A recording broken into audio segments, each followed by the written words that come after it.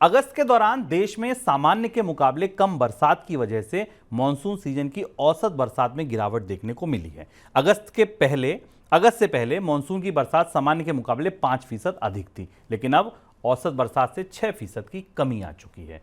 बरसात की कमी, हालांकि औसत आंकड़ा भी बहुत अच्छा नहीं होता है कि ओवरऑल हम देख लेते हैं, ठीक है बरसात इतनी होनी चाहिए थी, औसत इतनी हुआ है, कहाँ ज़्यादा हुई कहाँ कम हुई, वितरण तो मानसून का अलग ही बात है। लेकिन अब तो स्थिति यह है कि औसत से भी हम नीचे आ गए हैं। बरसात की कमी की वजह से जलाशयों में पानी का स्तर भी कम हो गया है। देश के प्रमुख जलाशयों में पानी का औसत स्तर पिछले साल के मुकाबले करीब 18% घट गया। हालात में सुधार नहीं हुए तो खरीफ फसलों के साथ आगे चलकर रबी की खेती भी प्रभावित हो सकती है। सर, किन क्षेत्रों में सबसे ज्यादा चिंता अभी दिख रही है? दो तीन हिस्से हैं। जैसा हमने कहा था कि मानसून पर अल नीनो का असर अगस्त के महीने से दिखाई देने लगेगा और वो दिखाई देने लगा है। अगर आपको लग रहा है कि सूखे की खबर चौंका रही क्योंकि आपके आसपास जो दृश्य घूम रहे हैं वो उत्तराखंड हिमाचल में भारी बाढ़ के हैं, तो वास्तविकता ये कि इस बड़े देश में कुछ हिस्सों में सूखे की संभावना पहले से मौजूद थी और ज़्यादा बढ़ गई है। हमने मानसून के पहले चरण में पूर्वी भारत के हिस्सों में सूखे की परिस्थिति देखी थी, उसके बाद कुछ थोड़ा रिवाइवल देखा था। अब जो ताज़े आंकड़े हमारे पास आ रहे हैं उस हिसाब से देश के एक बड़े हिस्से में मानसून का रिवाइवल नहीं हुआ है और जैसा खतरा था वैसा दिखाई दे रहा है।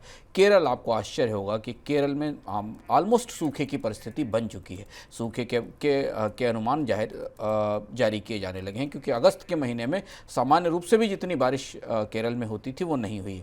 इसके अलावा भारत का जो पूर्वी हिस्सा है, उड़ीसा और बंगाल और बिहार का जो हिस्सा है, उस हिस्से में भी हालांकि उम्मीद है कि शायद कुछ कम दबाव का एक क्षेत्र बने और उससे इस हिस्से में बारिश हो सके, लेकिन बहरहाल खरीफ की फसल के सबसे संवेदनशील मुकाम पर, जबकि बुआई पूरी हो चुकी है और इस समय फसल को मॉइस्चर और नमी की ज़रूरत है, तो देश के एक बड़े खरीफ उत्पादन हिस्से में सूखे का खतरा फिर मंडराने लगा है।